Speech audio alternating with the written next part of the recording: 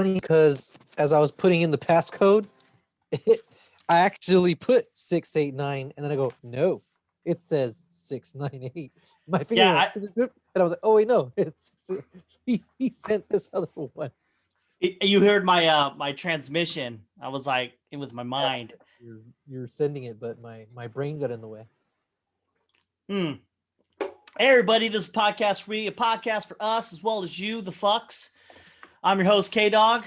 This is other guy here, Eber, also Evil Maximus, here on the USS Enterprise, NC 1701. 1701. Oh, D. This is D. Yeah, you're on the D, but you said 701. I did? I said no, I said the one was obscure. You, the viewer, you'll find out. YouTube. So I can go back to that 30 seconds ago. How you been? Got any what's your favorite Enterprise? That's a good question. I think the D. You like the D. You love it, right? You'll take that D all every day. The Constitution class is like whatever. Sovereign class is whatever. That's my bitch there, dude. But Sovereign. Yeah, I know, right? But the Galaxy, yeah, there's a lot of fun to be had there. There's only one Galaxy. Then after that, after it gets destroyed, you don't really see it again ever again. It comes out in Deep Space Nine, but it's not special. It gets destroyed in Generations, which is kind of like after. Yeah, but what I'm saying is you see other Constitution class ships in Deep Space. Oh yeah, you're right. After, huh? Galaxy class is a different thing. I don't know. Right. Maybe you do see it. You do see in the Jem'Hadar War the Galaxy class, but I don't know. I think once it's gone, it's gone. Really, you don't see it again. You see like a stupid, like if I had two penises joke where like there's a J class Enterprise J. True one. And it had 4 nacelles or what are they called? Yeah, nacelles. And I was like, no, the J has 2. They're just like up, and it's that super skinny one with like the really wide saucer. It's the future one. Yeah, no, it has 4. It has 4. It has 1 and 1. They only showed an Enterprise. I know it's J class. You know what you're talking about. 2. Where are you getting to? It's got 2 warp nacelles. There's 4 on Enterprise. They show it. Enterprise J has 2 warp nacelles. It looks like a Galaxy class, but like 4. With 4. It has 2. Sorry, dude. Where are you getting this? Where are you getting J? Where you NC? The 1701 J. Look it up. Okay. I'm looking it up. And yeah, we are like hard geeking on this right now. 701 J class Enterprise. This is a good podcast, everybody. As K-Dog researches the J class, it does have 2. What the fuck was I looking at? How the fuck did you know that? Because I've seen it, and I've been watching a lot of Space Doc lately. Like I just saw a video on it like a couple weeks ago, and I'm looking at J class right now, and like low shit, it has. Oh, it looks dumb. Yeah, it looks so dumb. What the fuck was I? I seen one with 4, and I just assumed. There's a Galaxy class that has 4. It just doesn't. It's the saucer, and then it has like the 4, but that's not a Galaxy class. There's all the different other ones, but all the Enterprise classes have 2 warp missiles. No. In Star Trek Next Generation and All Good Things, they bring back the Enterprise and has. Oh, it's got a 3rd one. Yeah, it's got a 3rd one. Yeah, you're right. Yeah, you're right. But I don't know what. I don't know. They don't say what letter it is. It's still the D. No, it can't be. It's still the D. It's a refit. It's the D. They just put shit on it. You can do that. I mean, like, because you also have the first Enterprise and the Enterprise refit, which is the movie one. That's what they call it. You're right. You're right. Yeah, you're right. I know. I guess you can't. Yeah, you can get away. The motion picture was B, but it's not B. It's still no. Yeah, because B doesn't come out until Generations. Right. Yeah. That's weird. Yeah. Man, you really did. You know some Star Trek. I have to say, you surprised me, especially when it comes to tech stuff. I had just been watching those though, because I was like, there's a whole channel that talks about the ships. Oh, on shit. YouTube, but like there's a couple of like guys who break it down and shit like that. Yeah. Yeah. Junk Ball. He's a funny one. Oh. Yeah, that's Fine. What channel are you watching that's breaking down shit? Is it on TV? Junk Ball's a good one, and Space Dock. Space Dock, No, yeah, that's one that's one I Dock know. is good. They break down the Doomsday Machine and shit. I was like, cool. I haven't seen that one yet. Oh man, dude. Like when I was a kid, that was everything. That was my everything. Cause you know, they only had old Star Trek. And then like they had this machine that could eat planets. And it's like, shit. Yeah, like, man, that's such a good episode too. Kirk has to like take on the Doomsday Machine. And then basically it harkens back in the olden days. They would have these machines that were set to, I don't know, fuck it. I honestly, when they said that, I just believed it. But it was like, so some planet died long ago and they sent this one doomsday device towards this other planet, but they're all dead. But it's just out there eating planets, and it's trying to find the planet it's supposed to kill, but it never finds it, and it just so happens. Oh, And it's such a good story. Absolutely will not stop. Yeah, it's like the Terminator. Dead. Yeah, man. No, you want because I watched a lot of original series, but I don't remember because I was a little tiny kid. But yeah. I know shit used to take like toilet paper rolls and turn those into the warp nacelles, and take paper and fold it up to make the, you know, the drive section, and then take paper plates and turn those into the fucking saucer section, because that was easy. We all had a little Enterprise in our heart. Oh fuck yeah. You know, no, what were we saying? Enterprise, Star Trek. You're about to ask me a question. WandaVision? You want to go? You want to go there? You want to? I haven't watched the 3rd episode yet. Oh, really? I haven't had time with my girlfriend. Ooh. To watch it. So. No way, no. Fuck. Yeah. Well, no fuck. I'm not gonna say a thing. No, you can just tell me. Did you like it or not like it? Does it? Come on. You already know. Made the experience better or worse? I really wish they had condensed the first 2 episodes into one. Yeah, like we and then have this episode, and then it would have been a better pilot. All right. Because like it was just it dragged on for fucking an hour. You're dragging on that sitcom kind of feel, and then this one it transitions from sitcom to some weird shit, which is finally getting to the point. Well, not really getting to any kind of point, but getting past this whole sitcom, you know.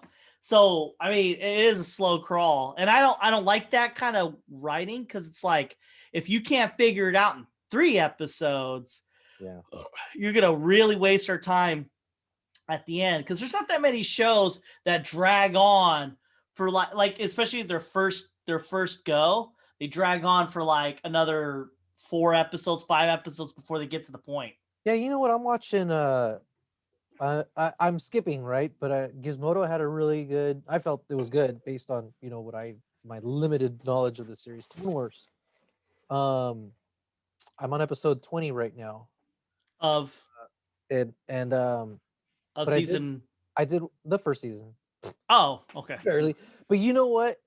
It's because I'm thinking about pacing, and it does have film pacing, you know, and it's a serial, you know. They're not like you know, individual episodes. It's not like the villain of the episode type of deal. No, they're structured. Yeah, but each episode begins and ends, and if you want to make a sequel to that episode, you could, but it really does begin and end, and then it's good. Some episodes kind of connect over like into another episode, and they do that a lot towards the end, but they do create, if they're doing 3 episodes that are all connected, they make that one episode work from beginning to middle to end. Yes, I noticed that. It was it's one where they had to go attack this ship, and it's that ship that was shooting out these big old ion cannons out of its side, like a big old ring. I didn't think about that till you said that right now. You could watch each episode and it's its own episode. They do link, because in the first episode they find it, and then they got to rescue the guys and get them the fuck out of there. In the second episode, they attack it. Isn't that cool? In the third episode, they're pursuing it. But the recap and the ending, the episode is just it's tied off at the beginning and end. Yeah. in a clever way. Where if you watched it, just the third one, you really didn't need to watch the first two to enjoy that third one. But man, if you're watching them in an order, it feels like you're watching a movie. Yeah, you got like these 3 episodes. They'll do that a lot, 3 episodes or 4 episodes, and it'll like if you watch it together, it'll be a movie. But just on the episode alone, you'll have a victory or a failure. Yeah, Mostly, it's a victory between the groups. And what I liked about, I think I know. Remember the one you're talking about? They had a part where they're on an asteroid too, and then the clones are trying to save that one Jedi guy, right? There's a Jedi Master that's with them. Yeah, he has that like arm, like that weird face looking thing, weird face the black guys, and it's like the clones are like, I don't know if we're gonna be able to do this kind of bullshit, and they actually able to pull it all off. They actually save him. I think they save the Jedi. They're backing him up, and at the end they have to save him. At the very and I think that's really cool. But like it just now that is good writing. I mean, that's what they needed with WandaVision, because when you watch that, it really doesn't go anywhere. And if you just watch just that one episode, you got nothing. You're like, what the fuck is going on? And I know what they're doing. They're getting to some point. But if you're not able to write to that point, that point will not be that strong. So like that first episode that does nothing, and the second episode that continues the nothing. Now you're in the third episode and you finally got there, but it took you 3 episodes as opposed to what you watch Clone Wars. You could watch Mandalorian out of order and enjoy it, right? You might not understand the overall story, but you can watch an episode and kind of know what's going on. Oh yeah, definitely. You watch you just pick out an episode. It's its own vignette, it's like its own thing. I can't stand that people shit on that second Ice Planet episode. I don't get people saying that, but I believe they're out there. Watch it again. I watched it like 3 times. It's really good. I mean, that you get that from Clone Wars. When you watch that, there's episodes that are there's a shit ton of filler. The whole fucking thing is a filler. But you'll have episodes with just R2-D2 and C-3PO, and like, let's be real, they're like the wackest fucking characters, but they managed to string together an adventure with these fucking guys. I was on, dude. And this is the first season, so I mean, it doesn't look as clean or crisp or anything. No, the first 2 seasons aren't as good. After the first 2 seasons, but there's a scene where they're trying to get away from this fucking ion blast, and I'm with them. Yeah, and they could die. Especially since, they introduce clone characters, and you're like, which one of these guys is gonna make it? And they die, man. One of them goes like, he does like a suicide mission, and he kills himself. Yeah, they build these characters up, and like it later on. If you watch enough of the episodes, I don't know which one, they all kind of blur together because there's so much, where they kind of do a lot of retconning. For instance, they'll say something like, these clones don't act like what they're supposed to do. And then one person says, well, it must be the Jedi influence. Something about them is influencing them. And then like that gives you an open door, an open path for some clones not doing Order 66. And like what's awesome is like the entirety of the Clone Wars is built up in such a magnificent way. It just is. And like I don't want to. After you were talking about season 7, I was like, man, I need to get to that, dude, because I want. And so I'm watching the essential episodes. Yeah, that's what I did. That Gizmodo laid out, and I mean, they've been really good picks. Once I got to season 4, autopilot, I went through all of them at that point. Oh shit! Yeah, because I was going through his thing. I was like, good. But there's like they got to season 4 with Savage Opress, which is Darth Maul's brother or something, and they built up a storyline like no other, and you just got to keep going. Even though season 3 does have Savage Opress and his origin story, it's all right. I don't think, honestly, you didn't need it, because season 4 continues on. I thought it was really cool, and it surprised me. It was Kit Fisto, the guy with the long green dreads. The Jedi with the long green dreads? Kit Fisto. I don't know. He doesn't really show up. I'm disappointed that you're saying that because they made him really cool. I mean, they make a lot of cool characters. Yeah, he was really, really cool. I was like, damn, I want to see more of this guy. And I like when they build up characters and kill them off. That's the best part. Because like there's parts where it's just like, man, they've gotten this far, they die, and you're just like, and then like there's moments where like the bad guys are here, they could die. Death is on the table, and you do not know. You don't know. And if when they make it out, you're like, oh my God. You're like, whoo. And then when they die, you're like, fuck. You know, like I can't believe it. There was one where, yeah, they were the droids were coming and they were like opening up these life pods and letting the guys get sucked out, letting the clones get sucked out. And that was such a vicious way. Oh my gosh, they're here! And then you see them open the thing up and you see them get sucked out. And I know they're dying, but man, I'm like, this is not for kids. Yeah. Because the kid thing, well, why does floating out into space make you die? If they search it up, why does floating out? Oh shit, their fucking eyeballs explode. Well, I mean, soon you'll see them get decapitated. Their heads will just come off. Oh yeah, one guy got his head cut off. Yeah, I mean, like I'm pretty sure as a kid you'd know what that meant. Well, one clone was like the father figure. He was the Sarge of the group, and then he goes out there, he gets his head cut off. Yeah. Like, oh shit.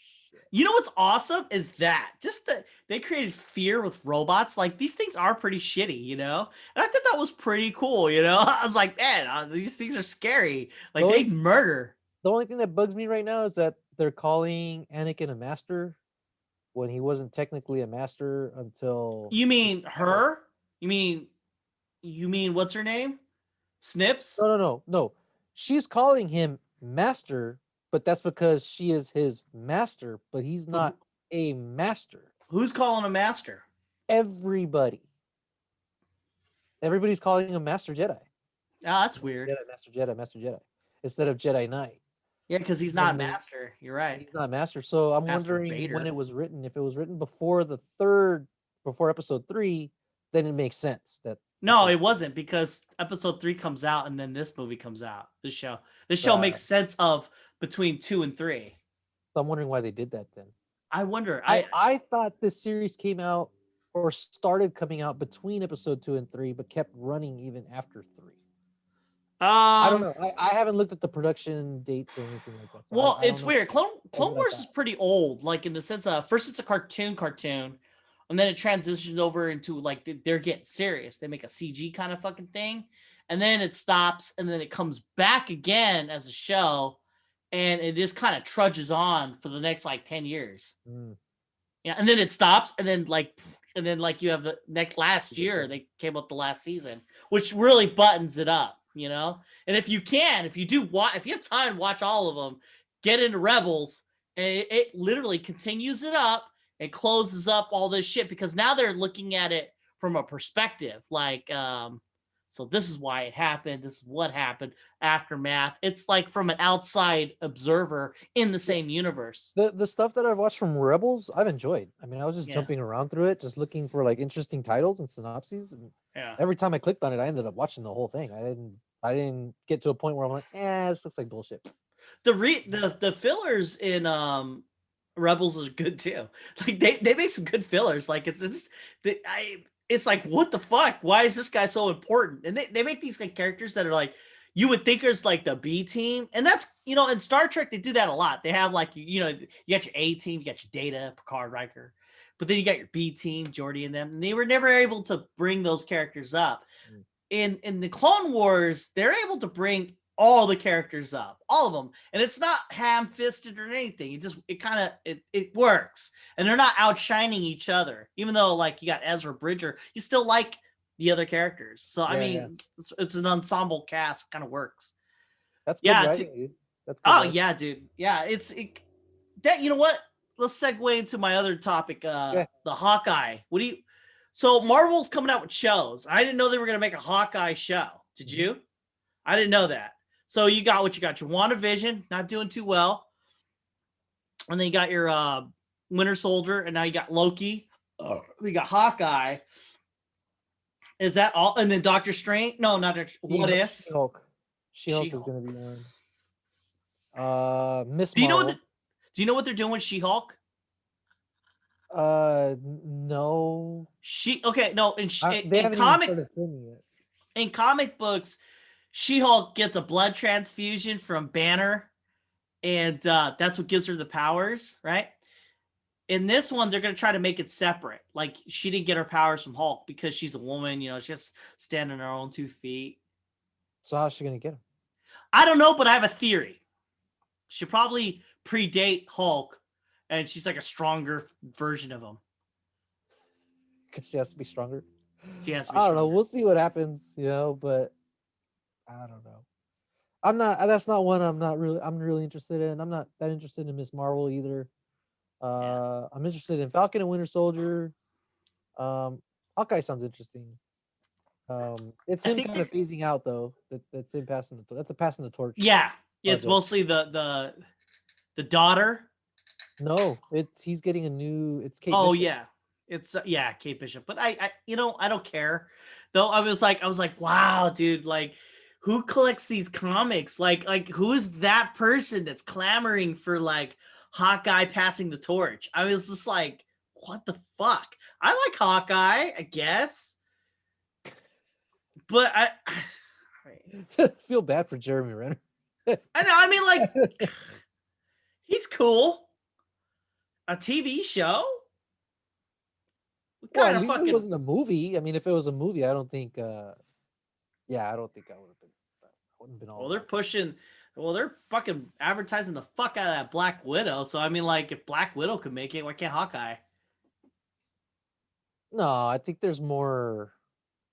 Black Widow's more. I think. I guess I just don't understand what's going on half the time, because like, these are no comics. These aren't comics anyone collects. Like, all these fuckers who say, "Oh, it's gonna be great." No, you never even collected any of these comics. Again, it's not. No. Most of the people that like the Marvel movies have never purchased a comic book.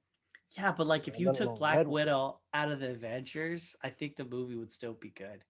Yeah, I mean, but if you took Captain, but it adds something else. One, it makes a bigger team. She was in Iron Man 2, blah blah blah blah blah. But it's from a comic book collector's perspective, yeah, why are they making any content about these guys? Because they don't really sell. But from an MCU point of view, they're characters. They're part of the universe, and I hear you. That it's a TV show. They're not dedicating movie resources to them to either tie off their stories or start new ones. I think they should just start from scratch, in the sense of, like, why not have these characters in, like, as cameos or what have you, but then just make your own thing. Like, why do you gotta have like, okay, Winter Soldier might be promising, but like, the Marvel properties would be awesome if they could just build up characters that weren't in the movies or anything like that. I think from scratch on, if you have good writing, I think you can make a better show. I think, because you don't have any preconceptions, and then you're like, what kind of preconceptions do you have for characters? You're not like, like, they're just taking the B team and then making a show about it. The problem with something, say, like WandaVision, probably could have been told in a movie. And unfortunately, somebody at Disney probably said, make it longer. And so that's why we're seeing this really slow pacing. That's what I'm worried about. That's why I'm worried about the other properties. If they're trying to make 8-episode arcs, that's 4 hours. That's 2 movies. Is there really a story that you want to tell across 4 hours of content? I would say that WandaVision itself, like, for what they're trying to do, could have been an intriguing thing for like 8 episodes. I think it'd be more intriguing than any of the properties, like from She-Hulk and on. It had that potential, in the sense that there's trippy shows out there that are probably 8 episodes long, 9 episodes long. They're like 9, that's 9 hours. But they had some kind of methodical storytelling engine. They knew what they were doing, they knew where they were going, and they produced. Each episode was good shit, and it's trippy mind shit. This doesn't do that, and it's only like 3 episodes in. So, I mean, I think it's more of a writing thing. I'm just wondering if they're starting to go away from what's the character, and is there an interesting story to tell with this character to where can we get more content from? Yes. Which seems like a Disney kind of a thing to do. Hmm. Where's there more content and let's just slap it out, and because it felt like before, yeah, they wanted to get to Avengers and who's in it, who's the classic-ish lineup, because there's been a bunch of different versions of it, right? And they came up with the lineup that they gave us, but each time they made a movie, it felt like, what are we doing in this movie? What kind of movie is this? That's why each one was good. I felt each one was good. Yeah. Ant-Man. It was like, what kind of story do we want to tell with Ant-Man? Not just let's just make an Ant-Man movie, because it was really good. It was awesome. I have a theory. It's an accident because, okay, for instance, Thor 3 was given to Waititi. I can't remember his fucking name. Waititi. Taka Waititi. Yeah. Yeah. Taki Waititi. Yeah. Anyways, they gave it to him, and his credits up to that point weren't good. He was not that guy. He made What We Do in the Shadows, which is pretty good. Yeah, you're right. He wasn't cranking out a big old action movie. Yeah, right? And they gave him Thor 3, the third in the franchise of like this is it. This is their big. They didn't give a fuck. That's what it felt like. And they gave it to him, but oops, he's actually good, and he was able to push it out. Ant-Man, I feel, could have been a better movie if they would have kept the original writer. This is that they were like, no, the producers got in there, like, this is not what we want. And they started talking, and then they switched it out. And you can see a lot of Edgar Wright's writing in there, and then you can see where it deviates. And a lot of the best parts of that movie are Edgar Wright's. And I feel like they could have done better with that movie, and they did good. And then once again, they fucked up. They were like, they're just cranking it out. I really do feel like a lot of these movies were oops. Like Doctor Strange seems like pure Disney. Like they knew what they were.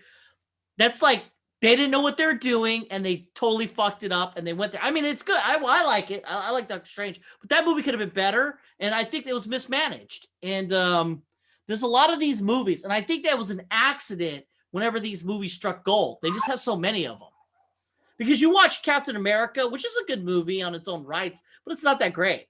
And Captain America 2, I swear, I think they just like shook some dice and fucking the Russo brothers are awesome. Because up to that point, they really didn't really have any gravitas to them. Now they do. I think the one that's more Disney is Ant-Man and the Wasp. I agree because they didn't know what they were doing. There wasn't a whole lot of momentum there. That felt like a bottle episode almost. And not even that. It was an episode. The only thing that came out of it was the quantum bullshit science, and at the very end, they get dusted. Yeah. So that was really the only thing we got out of it. Yeah, it really is. I mean, I like it, but I mean, once again, I think they just fucked up. They just producers got in. Let's crank out a movie. That's all they did. And I think there's a lot of the movies, if you look at the entirety of the Marvel movies, a lot of the movies are just like, we're making money. We'll just do that. And then like, oops, we did good. You know what I mean? Well, that's what the newer content to me feels like. It does feel like fucking Disney is producing. I think they're presenting out too much of their plan, honestly. I think they're projecting out too far. And so you get all of these projects and you're like, who asked for this? Nobody asked for these. And not just that, they're just giving it to people, and like I swear, they're shaking. Like when you look at the entirety of the Marvel universe, it really is up to that point. These people weren't doing anything, and it just so happens that they struck gold. It's not like they knew Jon Favreau was gonna fucking produce this Iron Man, because up to that point you had Incredible Hulk and fucking they try, and Incredible Hulk. Yeah, it just sucked. You had Hulk. You had Hulk and Incredible Hulk.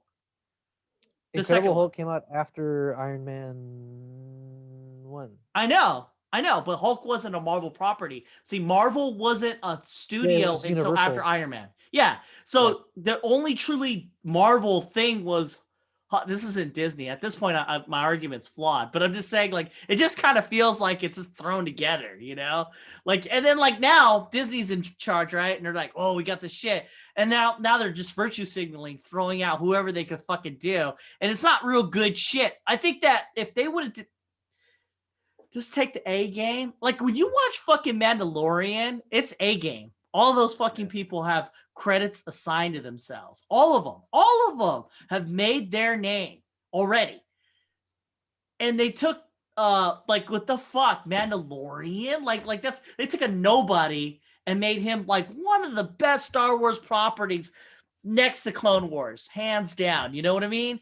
And not even an existing character. They made a new character. Exactly. And they but they had, like, if anyone had to put their best foot forward, they did. This WandaVision, you look at the credits, I mean, other than the two the actor and actress, I guess, you don't, like, who's directing, who's writing. I'm not hearing my names. I'm not hearing popular Russo brothers. I mean, like, Jesus Christ. I mean, like, they don't have anybody that's in the Marvel plethora. You know, like, you have this existing history. Bring your A game, and especially if it's your first fuking thing. You know what I mean? That's why I don't think it's that consequential. I don't think the show's going to be that consequential.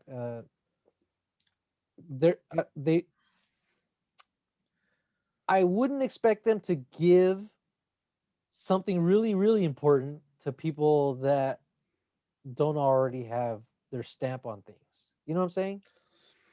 You would give them something light to do. Hey, you know what? We need you to kind of just establish Wanda's power base and that she could do X, Y, and Z. Write it up and we'll tell you whether or not you're going to do it. And they did it. And I think that's really going to be the only thing we get out of this show is that Wanda is really powerful and she's dealing with some shit. But not anything else. I feel dilution is occurring because they give out you this shit, right? And it's just garbage. It is. It feels like it's gonna be garbage all the way to the end. And then they're gonna go with the other one, right? And hopefully with the action, they could get somewhere. But I feel like that might be a dud too, because you can make all the fighting in the world. That doesn't make anything good. You know, like Blade, the TV series, didn't go anywhere. Had all the action in the world, but who gives a flying fuck? You know what I mean? It's not good writing. And then so I feel like it's dilution again. So you're gonna have two bombed properties. You come out with She-Hulk, and all the fans are just gonna keep shitting on it. And then there's the beta males who are gonna be like, oh, this is good. You're just fucking sexist or some bullshit like that. You know? I don't know. I just think that they're muddying the waters. I think you hit it by saying they're gonna dilute it, you know, and we talked about this once before when Star Wars would come out every 3 years, and then this last trilogy came out every 2 years, and you didn't have as much development time for the story. I mean, the effects and all that were awesome, but the story, the story didn't get as much attention. And here, I feel like it's too much content too fast. And you know, quality control is obviously not going to be there. I feel like a CW coming on. That's what it feels like. That's what because like you watch that first season of Flash, solid, fucking solid. You watch that first season of Arrow, fuck, you know, and then like it's so good, and then it just, and like I don't think that it's about dilution. I think it really is about bringing your, okay, so for instance, they made The Mandalorian. I feel 100% confident that whatever property they come out next will be good. Boba Fett, whatever they come out next will be good. Only because of the strength of that first two shows. Now you got the WandaVision. This is the birth of this shit, right? I'm seeing nothing. And I'm like, oh, here we go. And that's why I'm saying I feel like it's diluted and it's not going to be good at all. As a juxtaposed to The Mandalorian, where you have the first two seasons strong as fuck. But like, who's fucking writing it? Look who's directing it. Yeah. It's like the fucking A-team, you know? And like, at the actors they got are like fucking top tier. Like, who would have thought Bill Burr was top tier shit? You know what I mean? Who would have thought? Yeah, who would have thought Apollo Creed could fucking pull it out, you know? And direct. I know. And then you got what, the fucking UFC fighter and an animatronic fucking thing, and then you got some fucking Mandalorian chick who's from Battlestar Galactica. Good show, by the way. It's fuck. You know, they brought the A team of fucking sci-fi and directing and writing, and then like WandaVision, you got two people. I don't know who directs or writes any of this bullshit. And I looked it up, and they fucking directed an episode of some fucking TV show from the CW or some bullshit show that you've never, like, no one's ever watched. And I'm like, why? Why are we giving chances? I mean, I get it if you've already made 10 of these episodes and you fucking roll some dice. I got it. Not when you first start. And you're going to switch the director every 30 minutes of an episode? The fuck out of here with that. Might be, you know, it might be a money thing, you know. At the end of the day, they're wondering how cheap can we make the sausage? I mean, what they should have did, the sausage is going to start to get cheap.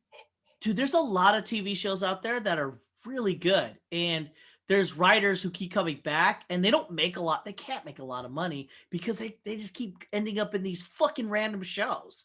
And I'm like, get that guy or get that girl.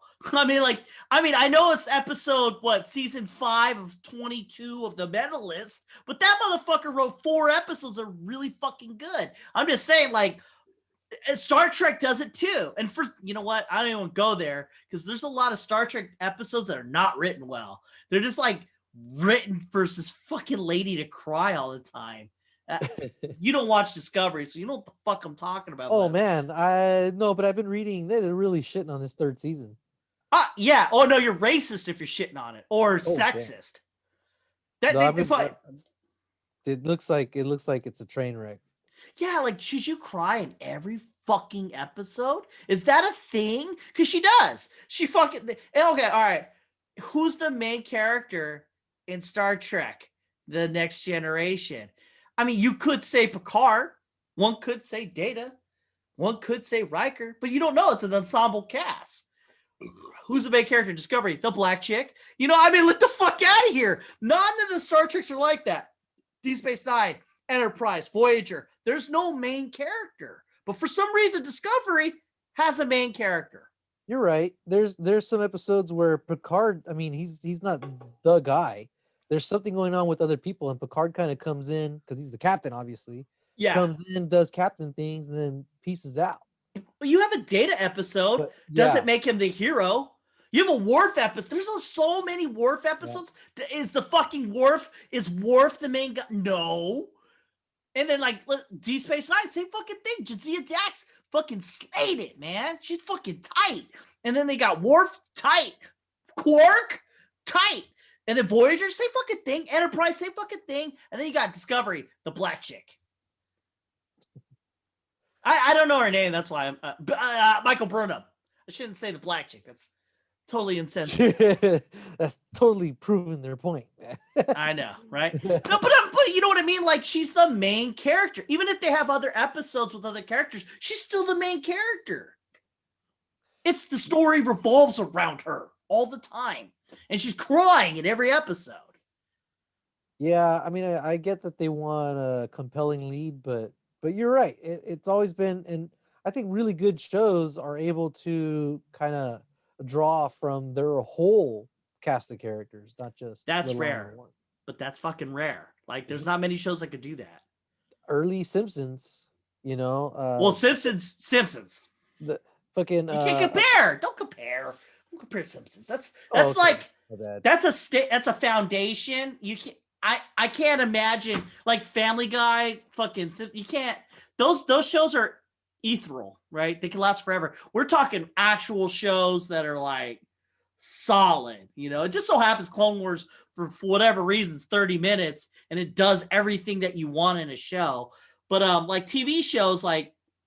I don't know that many TV shows that are an hour a piece where it's the entirety of the cast. You know what I mean?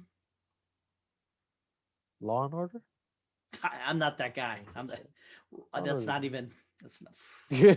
I'm not that guy. I'm not that guy. I get the Star Trek background. We're talking Star Wars. There ain't no fucking way. I'm like, do, bum, bum. I'm not that guy. I always thought those shows were boring. What else you got? It sucks that we couldn't talk about one of it. What do you think about Biden? Hey, it's January 28th, 2021. Biden's been in president for fucking 8 days. He's doing a lot of stuff with the pen, through executive orders. I know, right? Have you looked into the executive orders?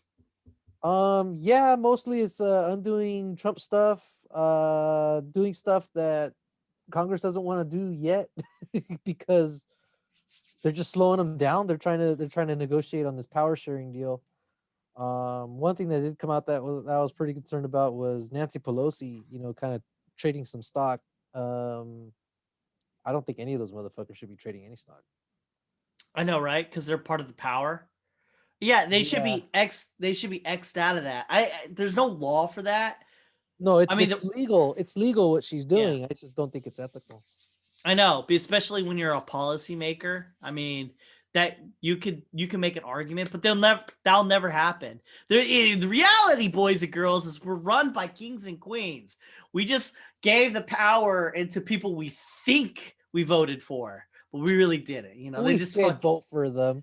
I guess. Once they're up there, they realize, hey, there's a lot of special rules for us, and we can make a shit ton of money. Pretty much taking advantage of this.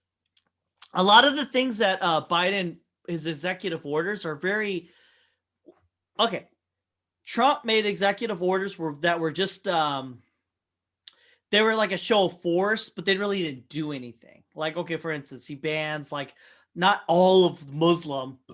He just bans certain Muslim countries that have terrorist interests. Now you could ban these countries, but those terrorists are still gonna get over. So he's just showing his fan base, hey, look, I'm all about anti-Muslim, and he does that, right? So it could be there or not be there. It just doesn't matter. It really doesn't. But it gets turned into he's racist against Muslims. So be it. I get it. And then so Biden takes it away, which doesn't matter. It just so you want Iran to. So what he shows is it doesn't matter. The terrorists for Iran can still get over. He made it a little easier. Whatever. It's all this. It's just blustering. He does this thing where he does an executive order for fuck. It was at the tip of my head. It was so odd. It was like, oh, you're getting rid of this, but in reality, it's not. Oh, there it is. I got it. He goes, he's all pushing masks, right? For 100 days. That's what he said, right? And then he goes, I want masks only in federal buildings. And I'm like, well, fuck, that's already implemented. You don't have to make an executive order for that. It's just a thing that's already being done because of the fucking COVID. And I was just like, huh.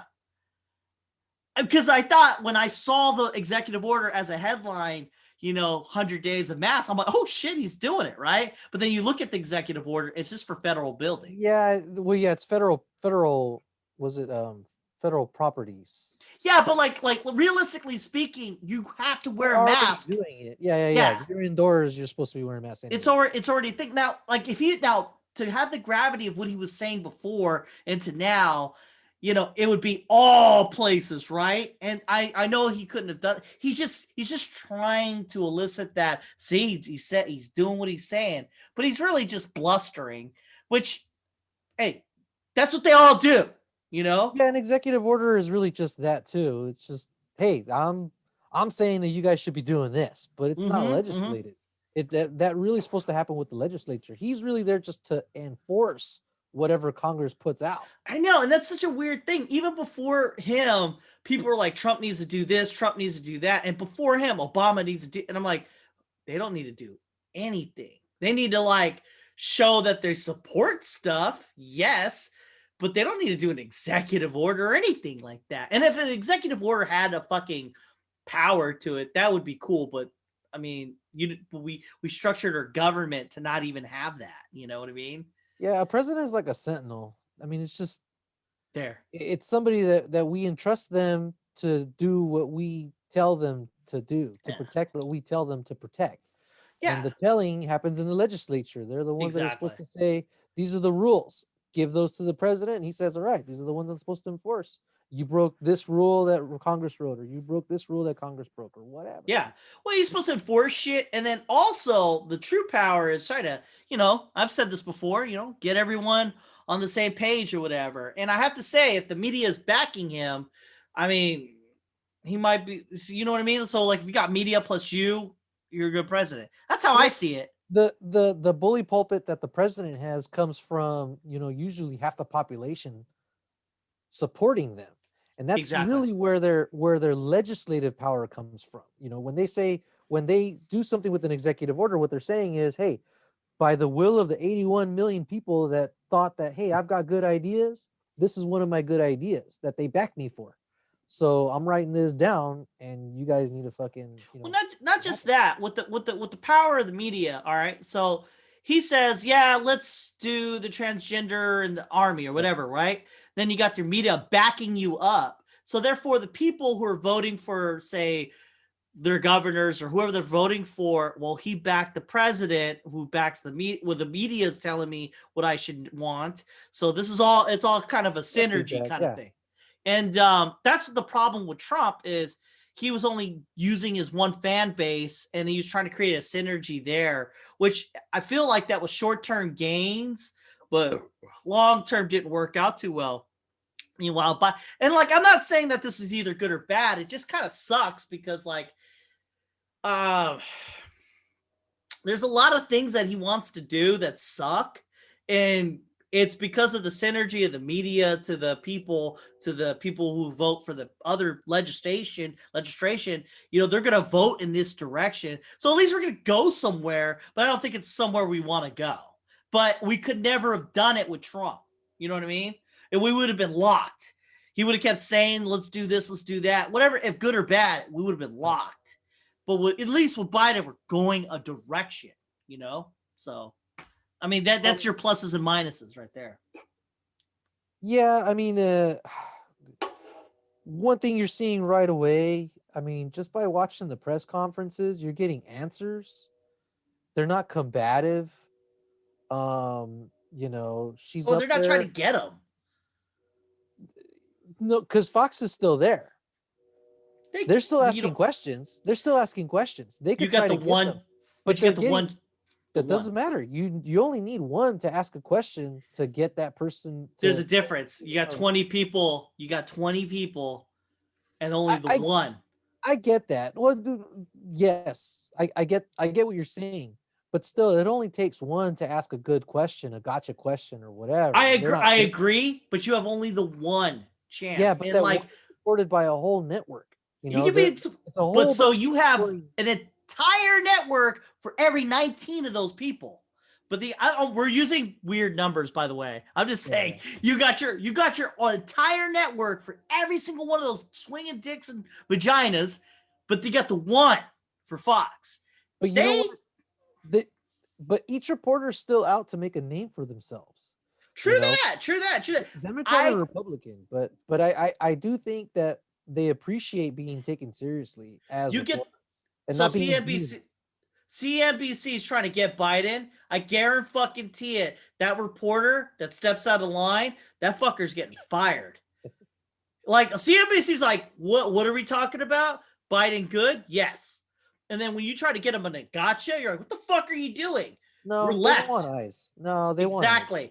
But Fox, as hard as they try, if there was like a Fox 1, 2, and 3, you'd be set. But there's only the Fox 1. So they have to get some kind of fucking super genius out there to get you in the gotcha. Problem is, 19 other fucking people are asking questions that are just, propagating the, the forward momentum of whatever liberal bullshit you got going on. And you got the one, Fox. And that guy, unless he's a super masterful genius, and he only has so you got an hour, right? He gets maybe 2 questions, maybe. Right. There's not a whole, but there's better fucking checkmate. I don't think there's a whole lot of gotcha going on right now, though. You can't. No, because it's media. There's no real contradictions going on between Fauci and the CDC. Everything's kind of in harmony right now.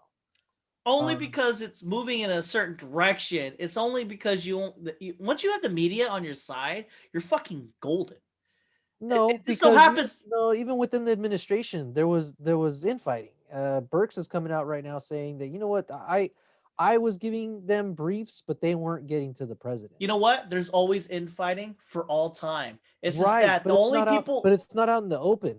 The only people you're ever gonna hear, no, it's because you have to shit on Trump.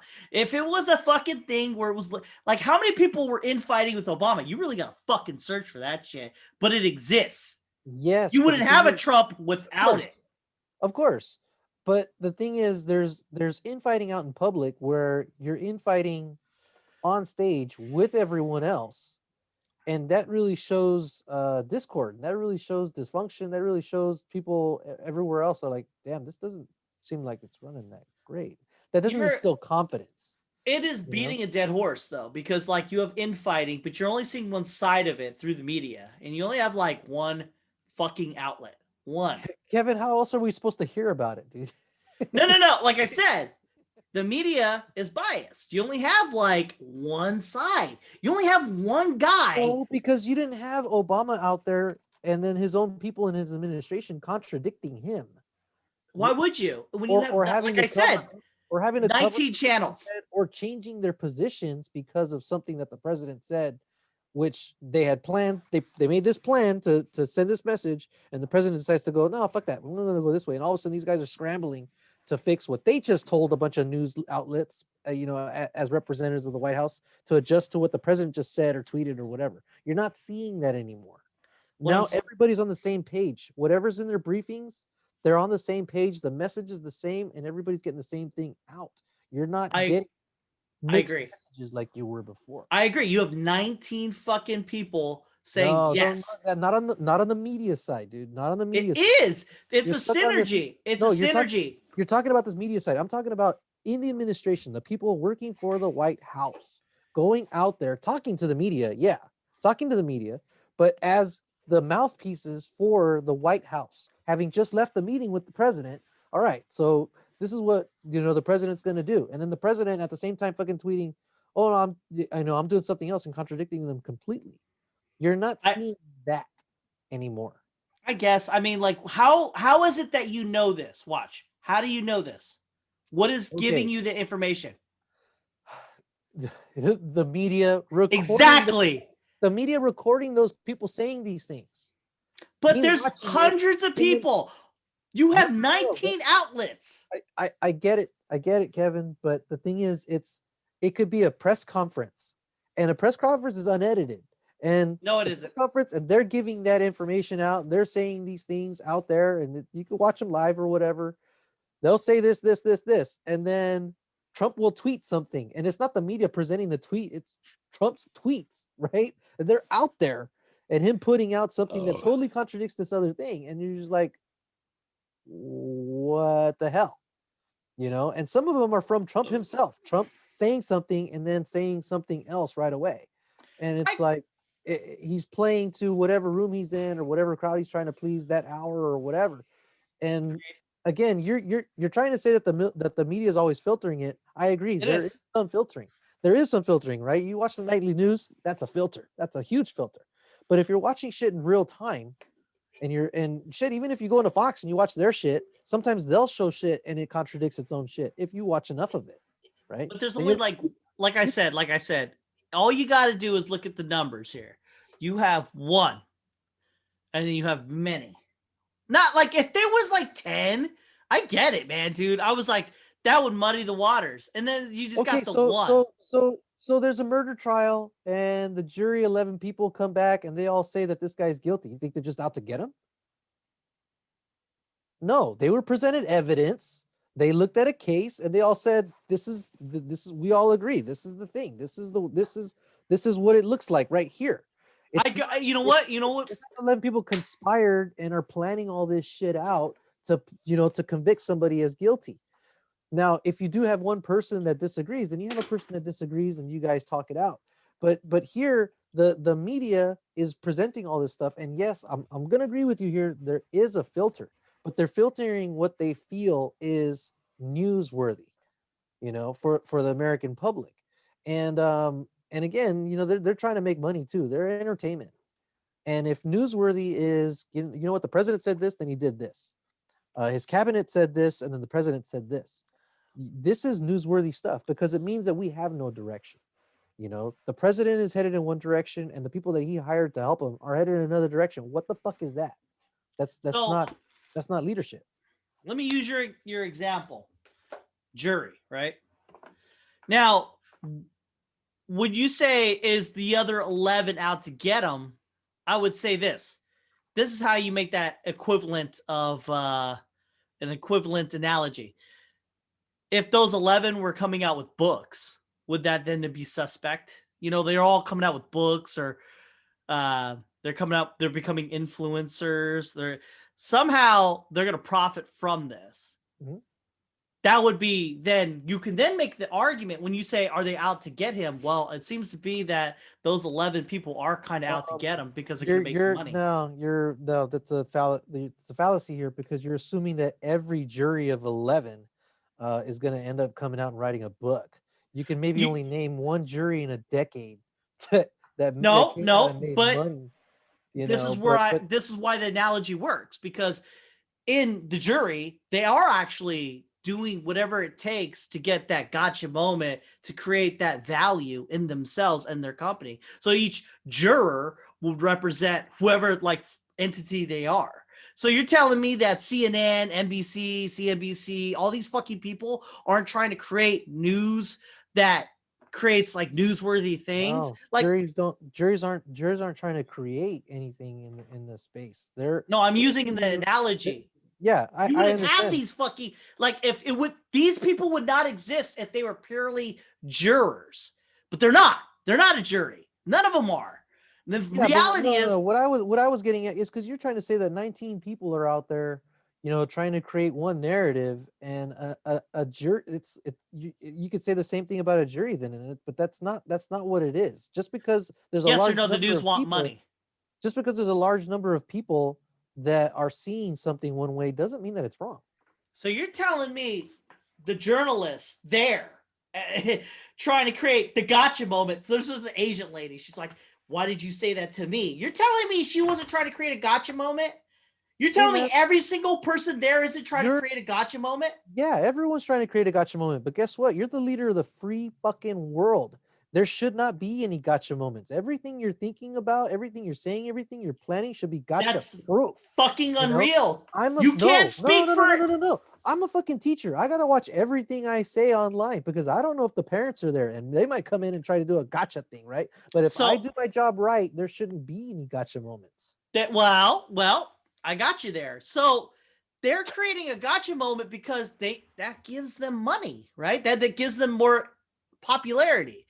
So you have 20 fucking people talking to a guy. If they didn't have to ask questions, then this is not a conversation thing. But in that, they can ask questions. And for that time, when they're asking questions, they're looking for ways on how to get him. And and I get you. He's the leader of a nation. He's also human.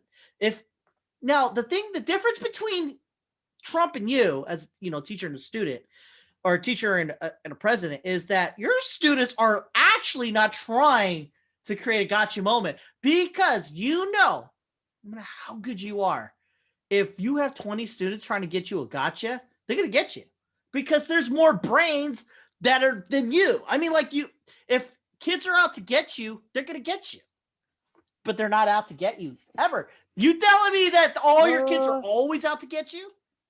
No. Is that good? No, but you know what? Kind of hubris?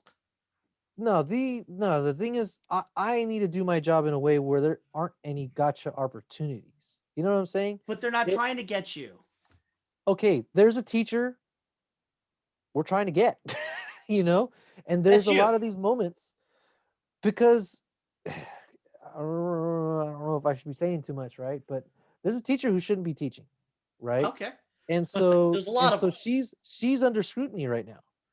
And any of these moments that come up is gonna be a gotcha moment. You know what I'm saying? But she's given us reason to be under scrutiny. So Trump gave a lot of people a lot of reasons to be under scrutiny. And so Biden, he's got a lot of reason to be under scrutiny because he's president right now during, one of the fucking most important times in recent history, right? He's got a lot on his plate.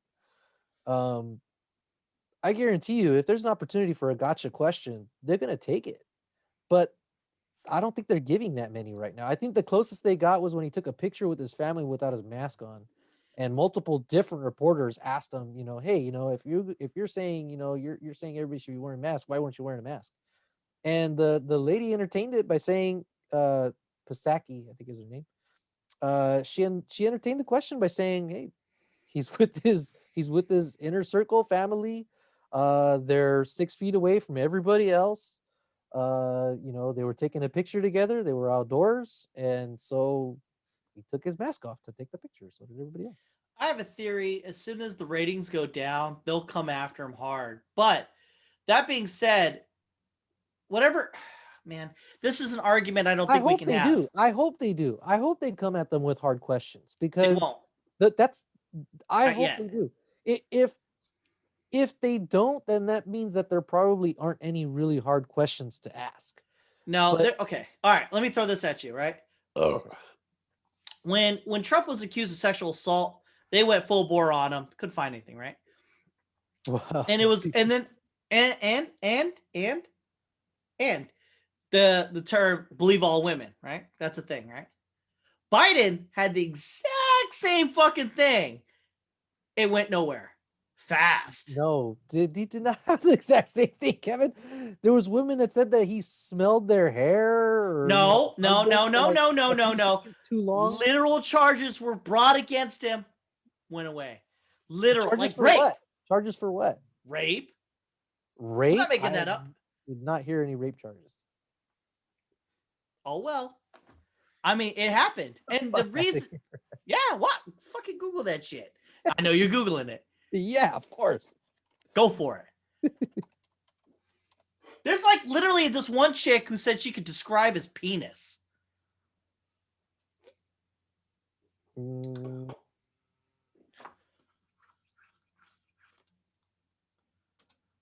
that's good. Forgot about that one. So we're done with that one. Oh, shit. I didn't mean to do that.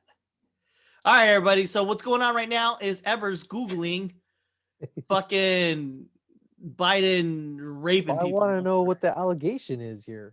Oh, so now we don't believe all women. There is a sexual assault allegation. There's a lot more than that. You just got, I mean, if you want to go down that rabbit hole, you can, but not right now.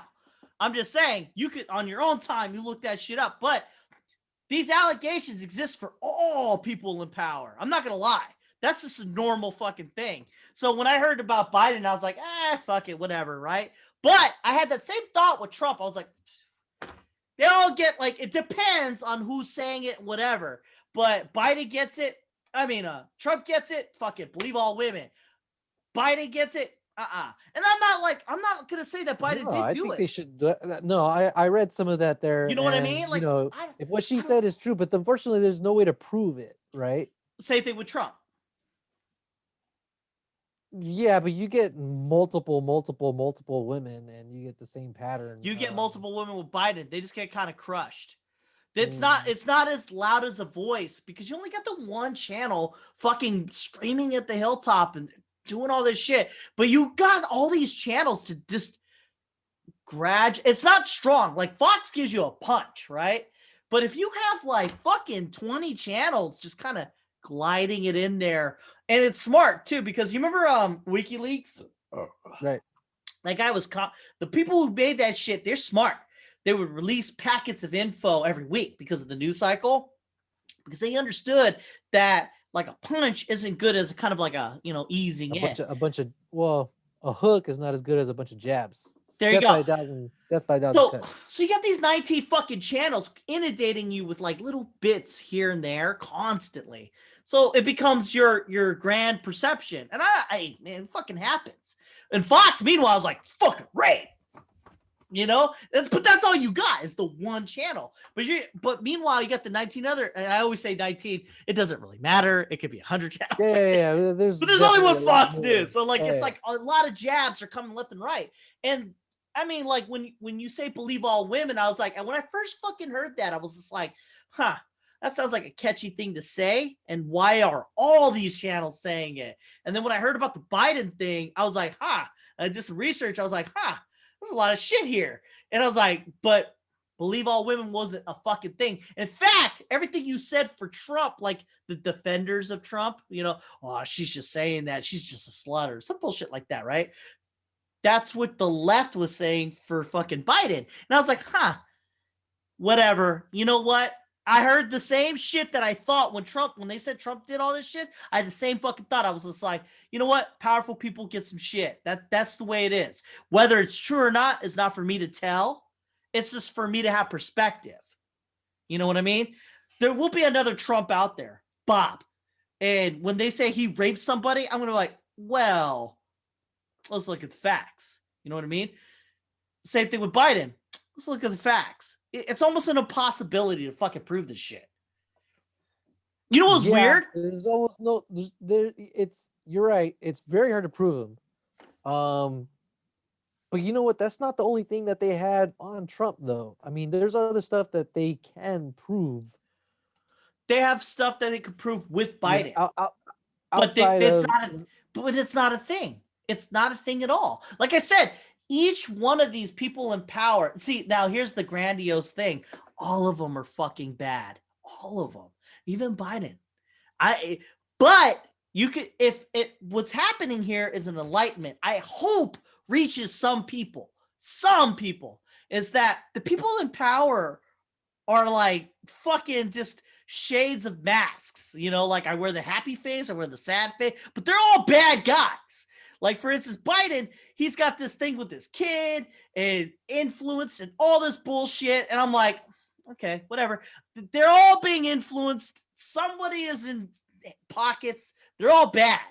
But the thing is that, can't you just see that the media pushes it towards one way than the other? And I have a theory that really it's the media that's in the power and they know it.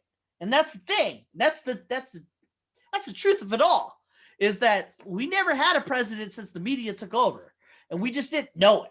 And I don't even think this is a grand conspiracy kind of thing. No, I think that was the natural way of things. If the media had the power, then Hillary Clinton would have been president. Would never have a Republican president. Maybe. I don't know. Like, think about it. What bleeds, what leads. You know what I mean? Like, let's have a fucking dumpster fire, And then look at this. Look at, right now, CNN, best numbers ever. Best ratings ever. You know what I mean? Like, a lot of these. Thinking. Yeah. So, maybe there's a rhyme and reason, because every 4 years you have a chance of changing out the president. But you know what stays a long time? The CEO of a fucking company. You know what I mean? Like maybe this is a thing. And I don't even think, here's the thing. I don't even think it's a conspiracy. I just think it's the natural progression of things. We could shape this, so it could then be a thing where it's like, look, say Bob is running for president, right? You go, Bob, look, you could be president or you cannot be president. It's up to you. So we want you to do this. You do that, and they all have to do the same fucking thing. I mean, like, if you're not seeing the fucking, when you hear Biden talk, I mean, he really, especially his speech, his inauguration speech, was so generic. It was like, yeah, my pronoun is fucking he, him, and then, all this shit. Everything you could say, we should all be equal. We should peace, this, love, everything. And I was just like, yeah, of course, yeah. Not like Obama, Obama had man, that motherfucker, Martin Luther King style, could have. Shit, dude. I think they fucked up with Obama, man. That guy, dude, he talks, it's good. Biden is just a buffoon. Like it's just like they just needed to beat Trump, and that's the master plan, And then I think the media was just like, it just kind of worked in that synergy kind of thing. I mean, it was a win-win for fucking the media. I don't know. I believe in the radicalization of the media. But I think that happened as a function of the radicalization of politics. Maybe. I'm fearful that, okay, so there's a show back in the day in the 80s called, it was a very progressive show if you think about it. Not in the way we say progressive now, but progressive like Star Trek wise. It was called Max Headroom. And it had that trippy lines, and it had a guy who was CG, and he talked like that. And basically the world was run by corporations, like the Kit Kat Zigzag. Zigzag was a corporation that was one of the main proprietors of the country. So it was really like, it was in your face. It wasn't like there was a government anymore. It was literally the corporations were in charge. And I have a feeling that like when you watch the show, it's not like there was a mastermind behind anything, really. It just kind of worked the way it did. Like they wanted to put commercials in people's dreams and shit like that. And it was a very dystopian way of thinking, but there's something to be said there. And I think that corporations and media are kind of becoming the synergy kind of thing where like, Bezos buys the news fucking paper. I mean, like, I think that like there's a synergy in which where corporations are inadvertently running the country. I don't think they even mean to. They're just kind of, and it's weird too, because you got these corporations that are kind of ethereal beings. It's not like that one person you could blame or another. They're just kind of like, what can I do to make my corporation best? Right. Well, let's tank this guy. Let's talk shit about this guy. Let's buy up this revenue here to make this better. This product will cure cancer. We can't have that because we're not gonna. We don't have a cure, so we need to like tank that. We need to fucking make that guy a rapist. That kind of bullshit. I think that these corporations created a situation where, like truly a demon. If you think about it, like in an ethereal sense, because you got like a corporation of 100,000 people, right? And each one's trying to rise to the top, right? And they're under this brand, right? But like you can't kill Bob or Steve or whatever. It's still there. They'll hire a new Bob or Steve, right. And that corporation's still there. But it's doing things like it goes, we need to kill these people, or I need to fuck. And it's not like, there's laws, Bill, you shouldn't do that, but I need to make it to the top, motherfucker. So I'm going to get this guy who has the cure for cancer. We're going to make him a child molester, and I'm going to talk to my contacts to get that going.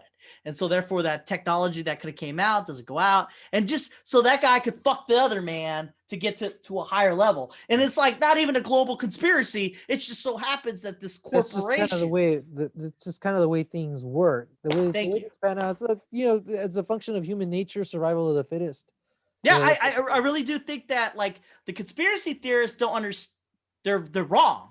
They think that there's some master plan in place, and I think that it's this chaos that organizes itself in a certain way, and we don't see that. We're caught on right. I think it's like evolution. It's not like all the organisms said, "Hey, you know what?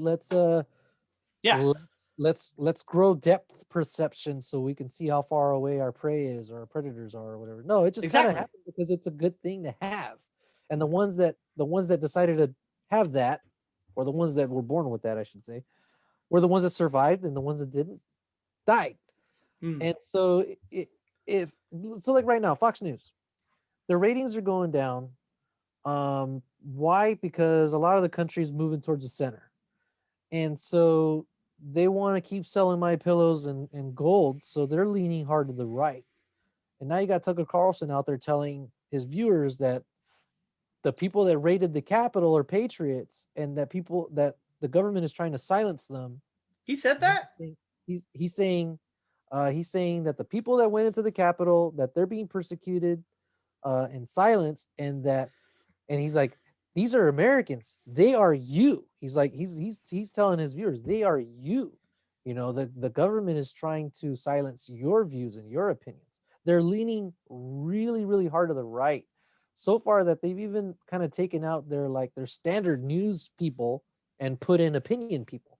So they're leaning harder on opinion pieces as opposed to straight up news pieces. But most of those news people in the left are opinion people. Like when you see them talk, they are opinionated people. Yeah. They're no Walter Cronkite or anything. Right. Like that. The closest, you got Lester Holt on nightly news, and he maybe. He's presenting the news, but he gives his lens sometimes. But a little spice. But with Fox is now starting to compete against Newsmax, and then whatever Trump's going to end up putting out. So they're kind of trying to gobble up the base and lock in those viewers so that they have that revenue stream, moving forward.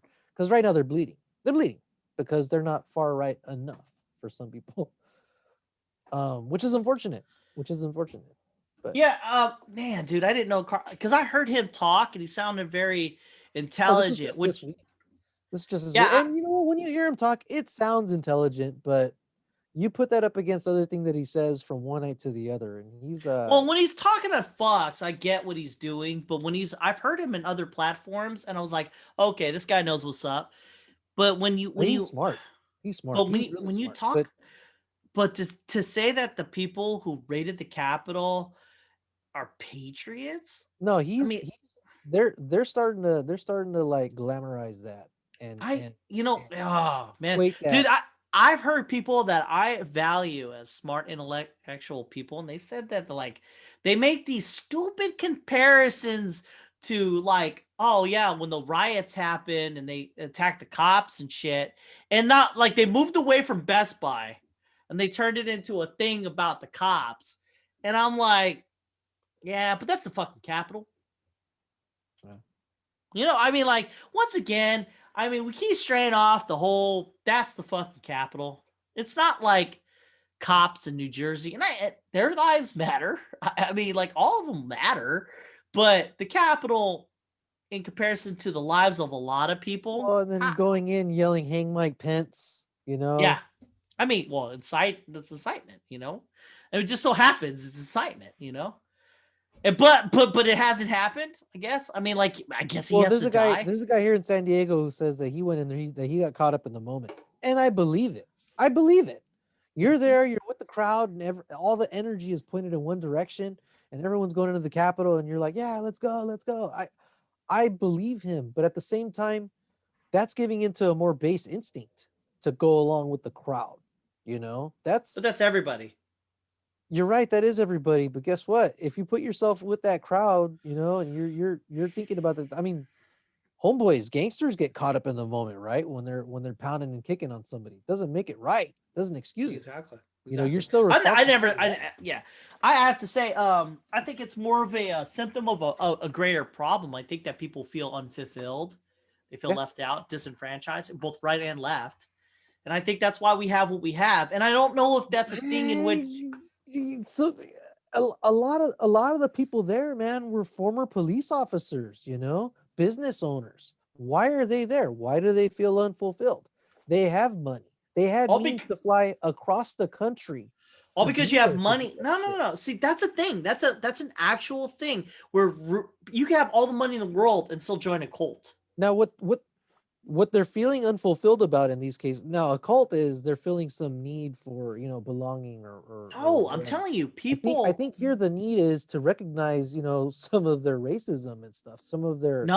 See, I think that's nationalism.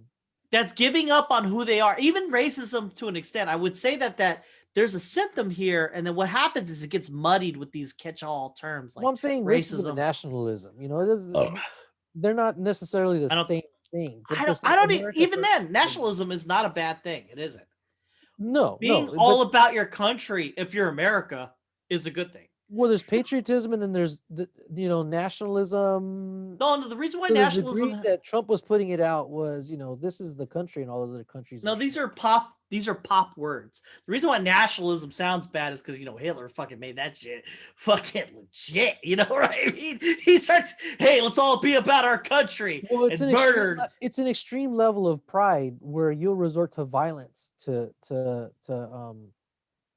protect your interpretation of what that country exactly is. And I can't, what I say here, let's move away from all this talk. I'm just saying, like, it's a symptom of what's wrong with America. The soul of who we are is gone. See, back then we had, World War II, the Japs attacked us, they got Nazis, we unified, we were fulfilled. Even if like our base needs weren't met, like we were hungry, all this shit, we were part of something. And if you can get people part of something, no matter how shitty it is, at least you're part of something. You know what I mean? We saw it again during a 9/11. Sorry, keep going. We did for an extent of time, but I actually was there when it was happening and when it went after. And then it was like, fuck America, Muslims rule, right? It was the overcorrection. Right. And I think that the symptom here of these fucking people who have businesses, police officers, we just lost sight of these people. They just kind of got left aside. And really, there's nothing to center all Americans. Like, that's why we should create a system where everybody at 18 is in. And I'm not talking just war, like some kind of a thing where you can say from New York to California, hey, yeah, I was part of that thing. That's America. I was part of the lockdown. I was part of wearing a mask. Something, I was part of during COVID. We all did our part. But I don't know if you remember, but all that shit got politicized. No. There's no. If everyone, okay, so I'm not saying that we should do this, but let's just say it is. For 2 years, military. At 18, everyone military. You got to do your 2 years for your country. You do it, right? And then you get out. Get this, from California to Texas to California to Oklahoma, every swinging dick out there, vagina, whatever you want to say, has something for the 2 years. They have 10 years down the road. They're like, hey, yeah, I served. They all have this kind of unity. They have this sense of something that they did. You know what I mean? Like, it's different. See, in the military, it takes all your preconceived, well, I don't know now, but back then it was like whatever you're thinking is all centered onto the same thing.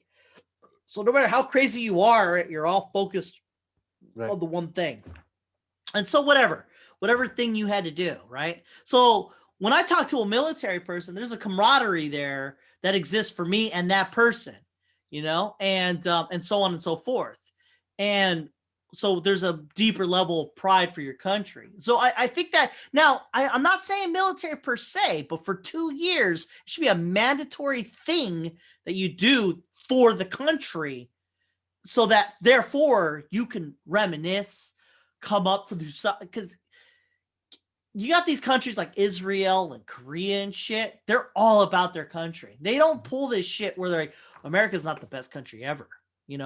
They're like, Korea's the best country ever. You got the fucking Israel's the best country ever, because they're all unified because they all have to serve. They're forced into serve like military.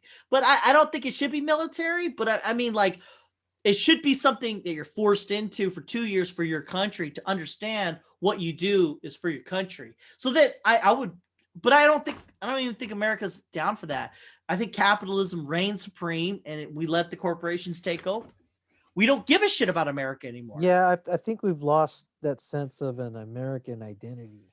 Yeah, we don't have it. And a recognition of sacrifices and the things that came before to get to do the things that we do today. Yeah. And it's a big reason why I'd like to tour the East Coast. I want to see those Civil War places. I want to touch that ground, and not just where Northern troops died, but where Southern troops died too, because that's part of what made us what we are, right?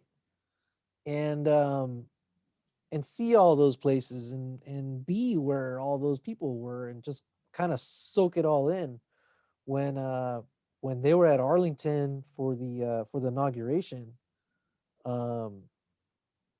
I mean, I was seeing that place and I was just like, that's the spot right there, and you talking about serving your country. I mean, it is one of the things I wish I had done, but I didn't. And, I feel like I missed out on. See, now that's the thing. You wouldn't have missed out if it was forced onto you. No, my problem was I was in that junior ROTC and it kind of told me I didn't want to. No. Like I said, we all share this commonality of we all went to high school, right? That is a thing I could talk to another person in New York about. You remember high school? Remember prom? Or you could go, remember middle school? Remember kindergarten? We could say that. But what is better than anything if you're an adult, right? You're finally an adult or considered an adult. And you spent 2 years serving your country, forced into it. See, now if you're not forced into it, then you have whatever causality brings you not into it and not wanting. Like right now, you're like, I wish. I think a volunteer already has that in them, or if it's forced on you, I don't know about that. I don't know about it being forced on you because oh shit, this shit's forced right now. You're telling me these fucking guys and girls out there in the poor community. All right, so I hung out with recruiters, right? They go into the poor areas because that's their way out. I mean, it's forced. Yes, but it's still the perception. You still have a choice. You can go to the military or you can live on the street. There's still, even if it's an illusion, there's still option. You still. Now, I hear you because on choice. It's a tactic that I use in the classroom. I'm like, hey guys, you can either do this assignment, or you can do this other assignment. They're still gonna fucking do an assignment, but by giving them choice, you give them agency in their own lives. And so that's why I'm saying, forcing it on people might not be as powerful. That's why I say you give them you create an avenue of choice. So 2 years, you're serving the fucking country. You just have a choice what you want to do. You want to be a medical guy? You want to be a military person? You want to be whatever the fuck you serve. That's why I say, like, it's still, you have, like, high school. You have choices, but you're still fucking doing high school. Yeah. You know what I mean? Like that's a thing. We already force people into shit. Like, but I think that what happened here was we've created a thing in our hearts where we were disenfranchised, right? Those fucking people fucking terrorizing the Capitol really wanted to be heard, and they will never be heard until now. You know what I mean? Like, they used to have that in Mexico. You had to join the military. Yeah. They don't have it anymore because I know a lot of kids that didn't serve. But yeah, that used to be a thing. Yeah, and there's a lot of countries that do it, and you don't hear a lot of bullshit coming from those countries, like in the sense of, fuck this country. You really need, if you want your country to move forward, you need a kind of unity. And the thing is, we have this thing of freedom, and it's cool, right? But that's an illusion, because there's a lot of things you don't have free. Like, you don't have the freedom to not go to high school, right? I mean, you could just not go to high school, and then you wouldn't have the American dream. You know what I mean? There's like this cascading effect. You know what I mean? Like, I don't know. To make a stronger country, I think we should have a system in place for people to do stuff. And I think that would help us in the long term to have some kind of sense of community. And that's a big deal, right? Community. Yeah. And I think that a lot of those fucking people that went and raided that Capitol don't have community. They have they have money. That's cool. They got power. That's cool. Well, they have community. They have community. They're part those of the people on club or whatever. Exactly. They like I said, each other. But we haven't created avenues for them. We haven't. Like, you have to believe this set of ideology, or you could be QAnon. Well, that's your fucking community. No, they do. It's just the thing is, it's a big fucking country, and you have different ideas, and then you have people that amplify a few different ideas to try to find their own little niche. It's like when we're talking about evolution, the people that can take one little set of discomfort or whatever it is, and if they're able to amplify it. I mean, Trump was able to give speeches about flushing toilets 20 times and get people riled up about it. The fuck is that about? But the thing is, it was people that had kind of bought into his bullshit, and they were on for the ride. And they all found each other, and they were all there, and it was somebody that was able to exploit this small feeling in them. See, I think no matter what. I think the internet, that's what happened. The internet kind of killed religion, because religion was your center. And like, I know that there's a lot of fucking kids and everything. I get that. But like what's the heart of religion, especially Christianity, is do more for others than yourself and self-sacrifice. Mm-hmm. I mean, like with those two concepts alone, I mean, if everyone's being beaten into the place like that, and also shame, that's a good one too. So either you be a good person or you get shamed, and you don't want to be shamed. So there, and you had this perpetual loop, and then most people, for the most part, were okay. You had the bad eggs and whatever. So and then the internet came. So my brother's Oh, sorry. Huh? Go ahead. Go ahead. Sorry, I'll put mine in a second. Go ahead. But yeah, the internet, and then like people are like, oh, well, God doesn't really exist because science. And so from that basis, everyone's like, you know what? Fuck religion. And now they're lost. Everyone's fucking lost. Yeah. You know what I mean? And I'm not saying let's all go fucking to Buddha or God or whatever, but we've lost our foundation. We have to create a new one. Yeah, because there's people that need that. There's some people Yes. that they need to be told this is right and this is wrong, and it's important to Yes. help the people next to you, because they're like, Yes. oh, I didn't know that stealing from other people was wrong. I thought if I could take it, I Yes. I was allowed to. No, Yes. that's not. Um, Yes. my Preach. my brother, my brother's Mormon, right? And Wait, Tony? no, my other brother, younger. So he's Mormon. He's 16 right now, and he was talking about How did his he life become plan. Mormon? Because my stepdad married into a Mormon family and became Mormon, and so they're Mormon. That's But they're so no, they've got really good values. They're these kids seem pretty well adjusted. But he was talking about his life plan, right? Coming out of high school. He's 16 right now. He's a junior.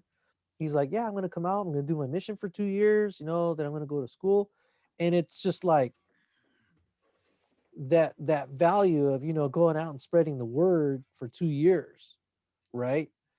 Um, is like what you talked about. It's gonna build that camaraderie around being Mormon, right?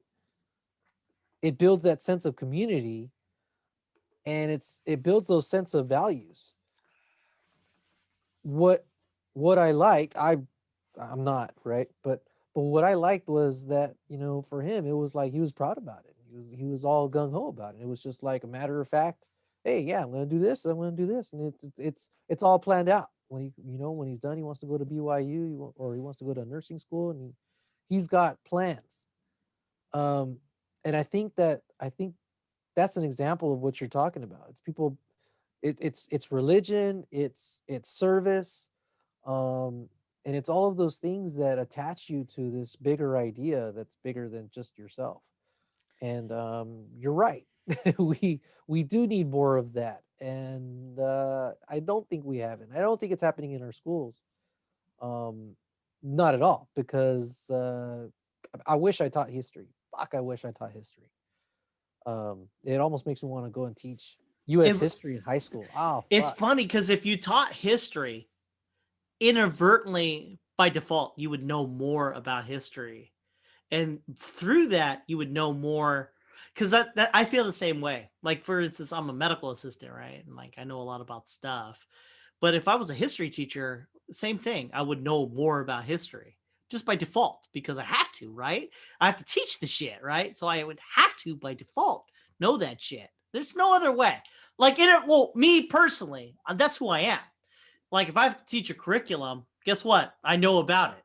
It's not because I'm like a fucking genius. It just so happens whenever I have to teach something, I know it. Like for instance, when I was in the Navy, I had to learn about the hydraulic system or some shit like that. Yeah. Right? Okay. Right there, you have expertise. Yeah. Like it wasn't like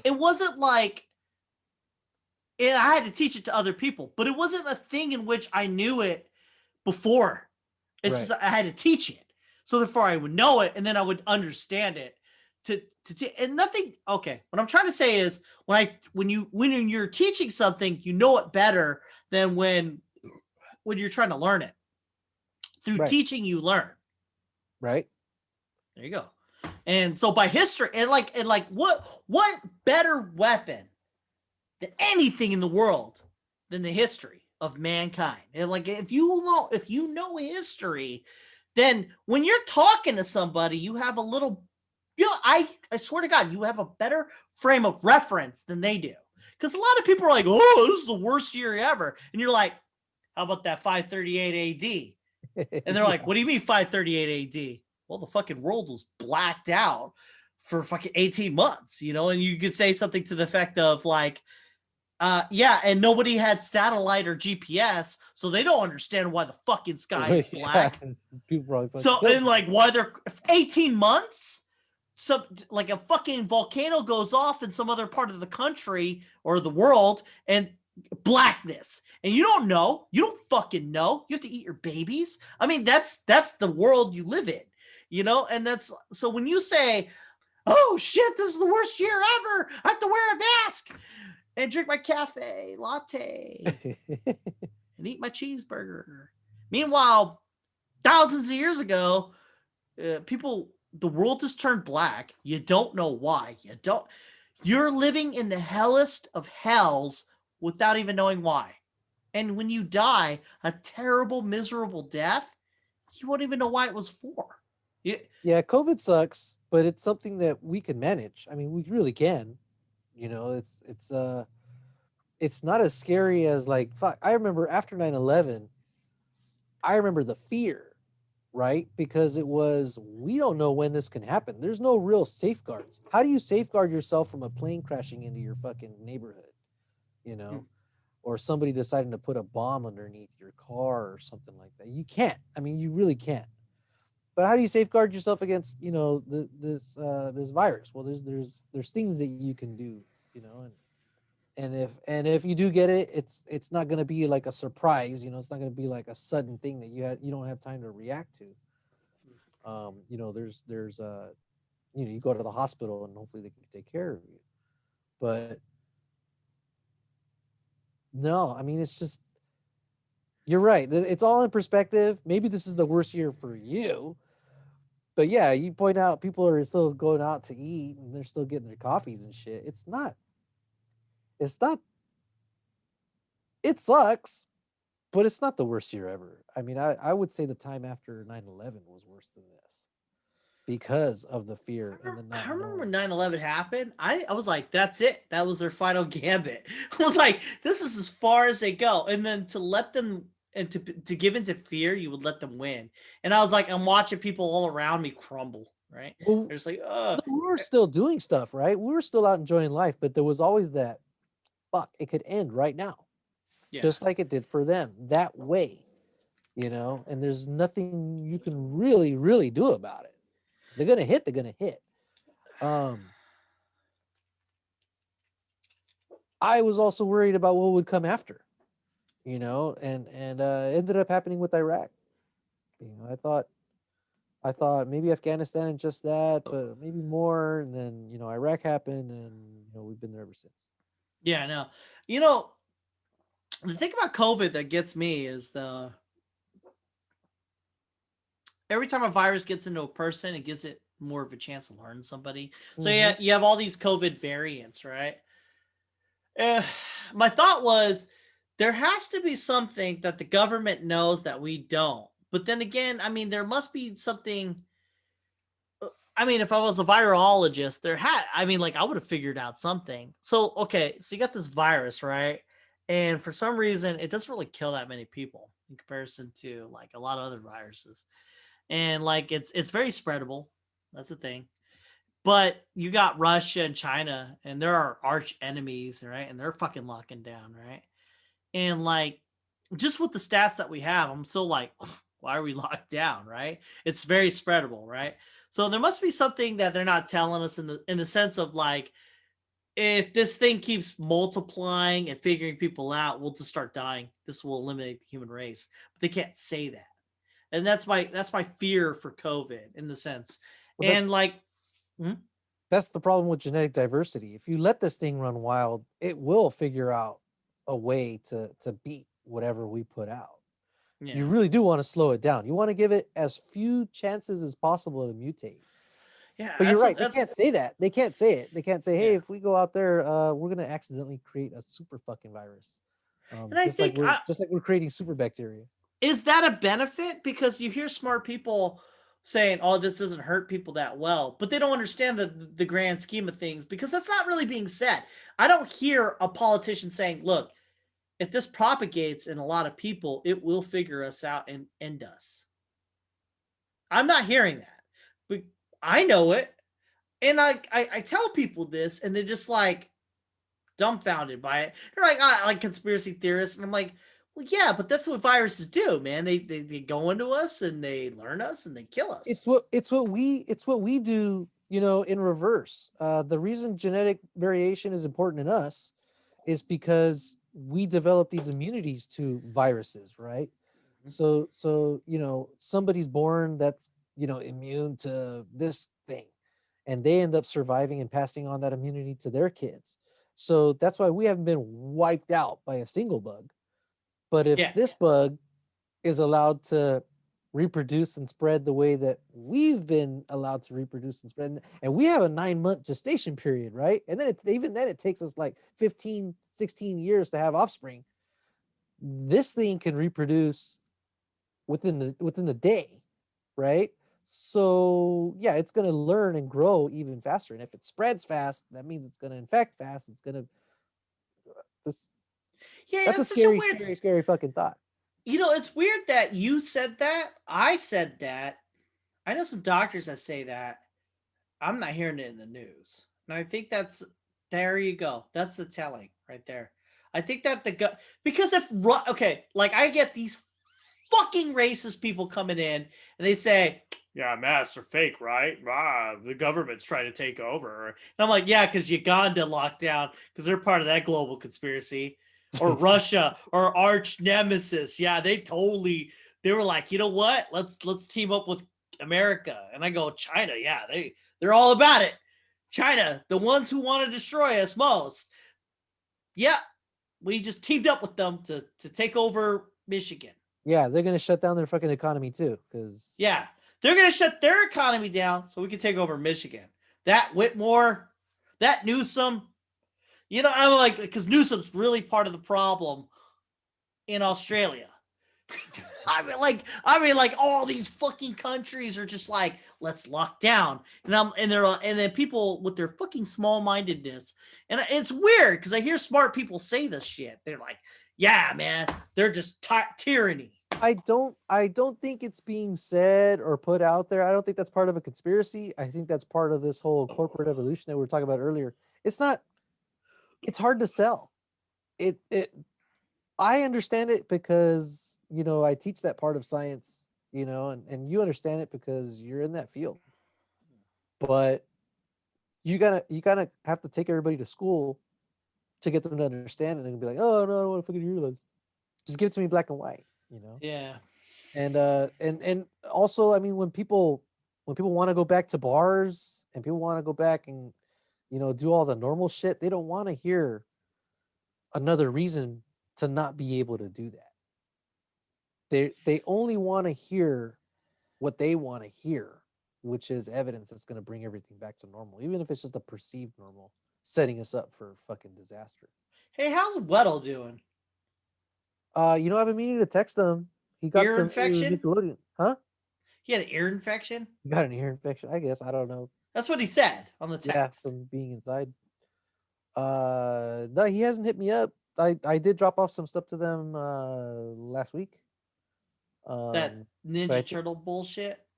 Yeah, those Triceratons. He's all about that. Dude, those things were $55. Well, what the fuck is that? That he's dying of COVID or whatever, and he's like, I need Ninja Turtles. He was fine. Not fine, right? He was sick, but not dying. But yeah, no, that's what he's into right there. It's weird, right? He's that guy who collected the Beanie Babies. Yeah, well, but Beanie Babies was almost like a big trend that everybody's kind of catching into just because they thought they'd be able to resell. He's a collector. He's a collector. He wants that shit because he's into that shit. I think it's weird. I mean, you're not doing it. I bought a foam fist for $35. That's a foam fist, not $200. Jesus fucking Christ. So this bitch right here is. Oh wait, no, my other bitch, my no shit gauntlet that I took. I'm offended. $400. Check it. So checking it. Wedo, the way I was feeling and vibing when he got COVID, he kept texting us like, oh, I have no symptoms, and then all of a sudden it was like media silence. You know what I mean? So I was thinking like, must have got symptoms. Yeah, I get. Well, he told us, he had that ear Yeah. infection or whatever. And That's like probably just from being the cooped thing up. I didn't want the thing I didn't want to say on the text thread, it's kind of funny. It's like he can watch YouTube and hear what we're saying, but he won't. And like on the text thread, I didn't want to say it because it's a bit of a Debbie Downer, but it's like the COVID, it sucks, right? But what people aren't talking about is like COVID 9 months later. I mean, like you're like susceptible to blood clots and shit like that. And like he's in that because he's morbidly obese, like so it's like he can be good now, but then later on You down the don't know what's road, gonna happen later. Yeah. yeah, and like it's a hard thing to talk about in the text thread because like I throw that out there and it's like, oh, there's that Kevin, like I feel like if I were to able to talk to him physically, I could put some sense into him. Hey, like maybe you should do some life changes, man, because you got that shit now. Maybe down the road, maybe some shit will go down, and that's a scary fucking thing. Yeah, I didn't. Yeah, He won't. good. The amount of food that he eats, you know what I mean? Like I don't know what to say. I don't know what to say, but I mean, like maybe he should chill the fuck out, But I don't think you'll hear it from me, especially on tech, because he's that guy, He sees the text, he's like, whatever, I made it through COVID. I think he Thing. wants to make those changes. I had lunch with him. He made different choices. This was a while back, but Okay. yeah. I mean, I don't know. I mean, I'm not there with them all the time, so everybody, everybody's dealing with different things in their own way. It's true. It's true. And I mean, when I was going through my divorce, dude, I saw some pictures of myself from then. I was like, fuck, how did I let myself get like that? You know? And everybody tells me, oh, you weren't that bad. But I'm seeing myself then and I'm seeing myself now. And I'm like, that was bad. You weren't that bad though. So when everybody says that you weren't that bad, they're fucking telling the truth. Cause 30 pounds, dude, and I can fucking see it on you're myself. good. But 30 You pounds isn't a fucking lot. Yeah, all right, you're dude. right. It wasn't like morbidly obese. I wasn't 100 pounds heavy. But to me, I was never I like know. that before. No, I, I hear you. I hear you. it's like I was this, and then Oh, I I agree. went I like agree. that, and it Yeah, was in direct response to the stress that I was going of course. But you weren't at 200. through. Yeah, no, you're not. I So never hit shut up. one You know, you're fucking good. do I detect the Shit, I'm at 215 and I'm struggling to get under 200. It's hard. I mean, Why? everybody's I tolerating drink a lot of fucking beer, all right? alcohol, I'm an alcoholic. fucking liquid carbs and shit. Yeah, Yeah. that'll do It's it. the carbs, man. Like, okay, like I can lose weight when I chill, but like I work at a pizza joint. So, and then like pharmacies, they like to give us food because they want to sell their drugs, So like I'm like eating all this fucking pharmacy drug food, and then I'm eating pizza. It's hard to say no. I have a problem. I'm an addict and I'm surrounded by drugs. Yeah, everybody today wanted to feed me. Somebody brought me a tortilla that was made fresh that morning by Oh, I Mexicans. love tortilla. Bet you miss that shit. Oh yeah. I fucking do.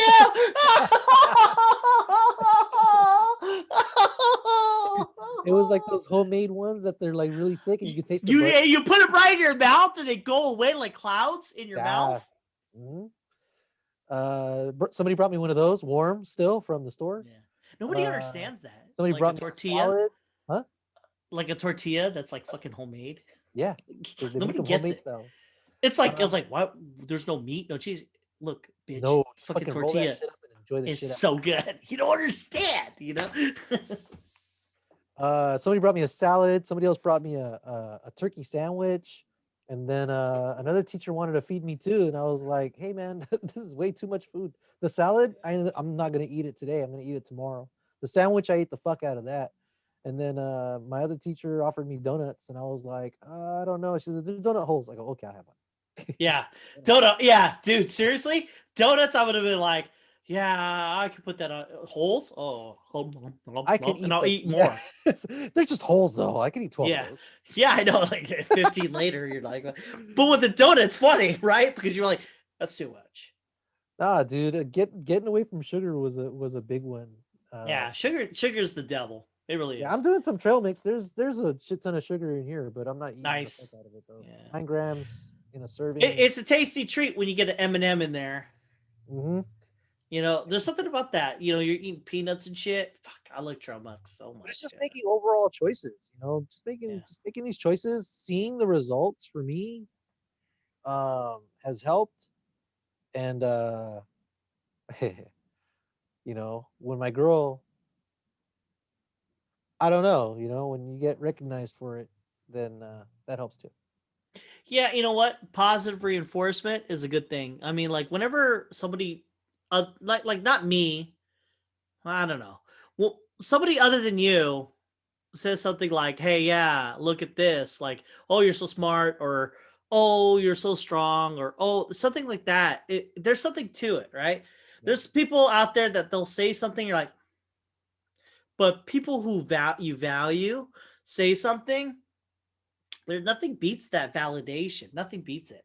And I think that's what keeps most of us from killing each other is validation. And I think that's why like a lot of these fucking psychos are out there. No one's validating their feelings or validating them in any way. And I have to say, the people who stormed the Capitol, if they had a fucking person that they valued that validated their emotions and said something like, "Yeah, I see what you're saying, but you know what, let's be part of this country and not afraid of the Right. Capitol." Yep. I Redirect. think those persons or people, they would have that's the same thing.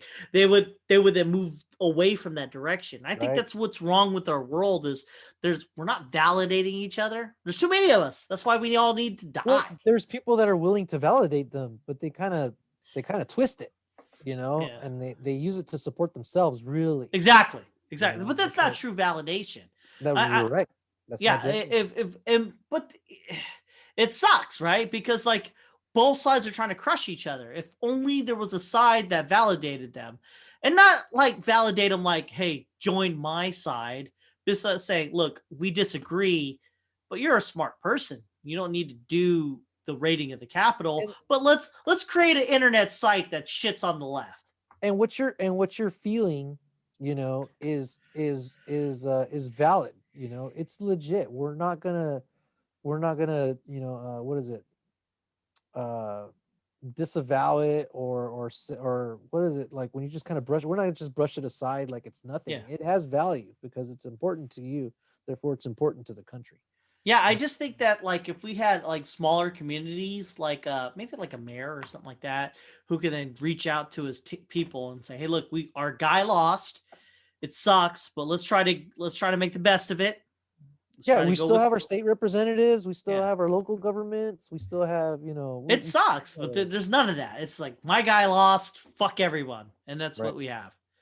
You know what? Let me add one more topic and we call it. All right. So they're coming out with a documentary, a very interesting one. I can't wait for it to come out. It's called A Glitch in the Matrix. It's called What If We Were Computer Programmed Reality? So what it does is it's a documentary assessing whether or not we're in some kind of a creation, kind of like, when Rick is at Flips and Trips or whatever, and they're in the video game and the VR and they got to 53 or whatever. Oh, where's my wife? Yeah, that was the best, right? And you know what though? Although that was just an idea that was flippantly thrown out, like realistically speaking, say we get to a time in life where we create a video game that's hardwired into your brain and everything is perfect, like in the sense of like right now you were living that life. There's only like 99% chance that that's a real thing and only one where it's not. How could you tell? You couldn't. You can't. How could you tell? How could you? Because dreams, damn, fuck Inception, man.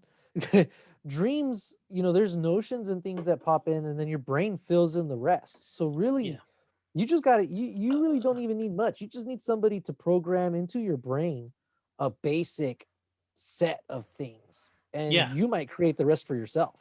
exactly. And how would you know? How would you? So it's a tough thing, right? So you're living this life, right? And this is your life. And you're just like, there's no other way around it, right? You just gotta live the life that you're living. But yeah, I mean, like, even if you knew that you were living a fake life, not even a fake life, just say a programmed reality, would that change the who you are? Some people would, right? Um, you know what? I always come back to resilience, as something that, is it innate? Is it something developed over time? But we definitely have these moments that test that resilience. And, if your resilience breaks, you could end up another way, desperate, destitute, resorting to crime. Not because you're a bad person, but just because you could not cope with this thing that ended up destroying you. Now somebody else was resilient enough to overcome that, learn from it, and move on and apply that to the next set of decisions or challenges. And really then, fucking getting a job was a piece of cake. Going to school was a piece of cake because they overcame this other worst thing that threatened to break them, like this other person, you know. Um, so in that world, how do you? I mean, your resilience. I'm sure it'll be tested, but where did it come from? Was it innate? And that's a really interesting question that you're posing right there. Because to me, your resiliency is a big part of who you are because it's a big part of what you're going to be. So And the world. So say I gave you the answer right now. The world is fake. What do you do? fuck, I don't know.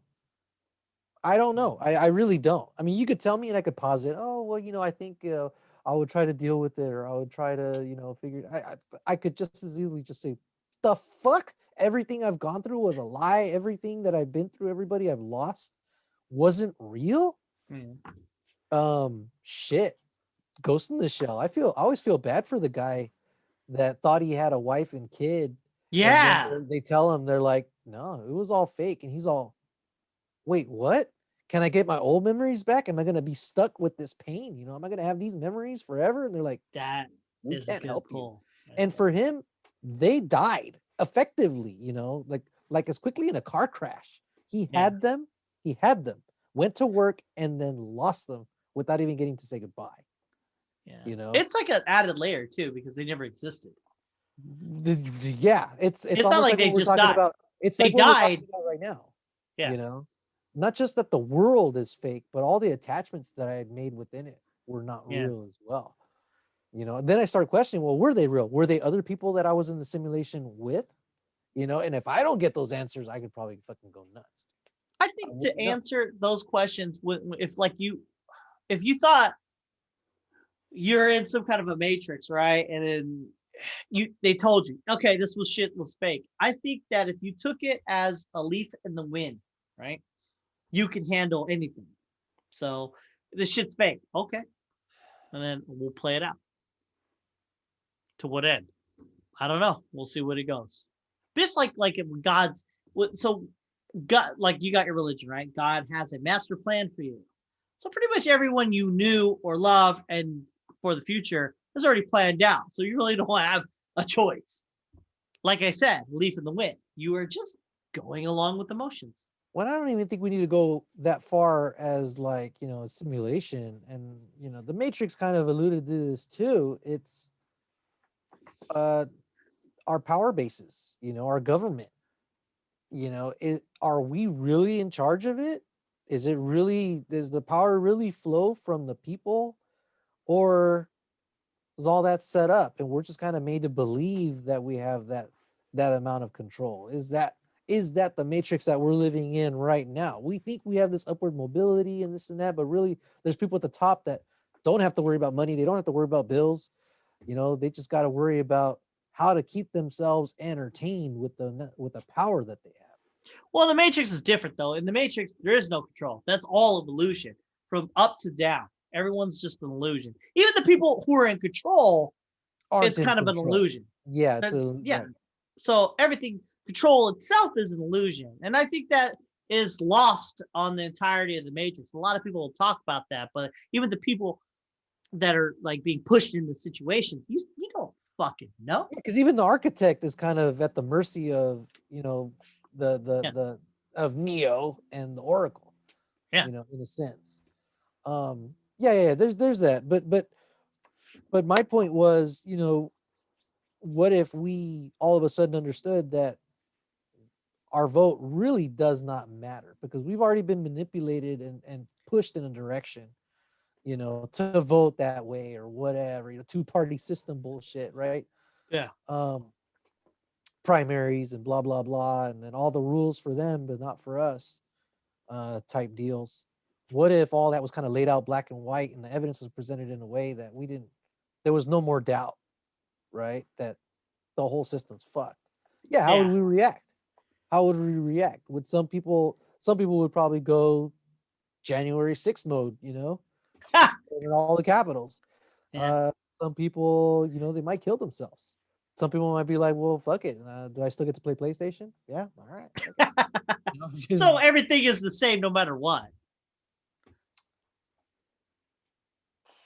Or we might see those divisions more clearly.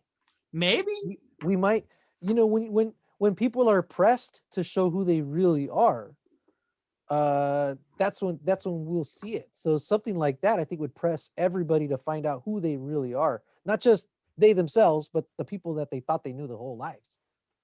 All right, well, let's put a button in it. I gotta fucking piss. We're about to end. I am like seeing yellow.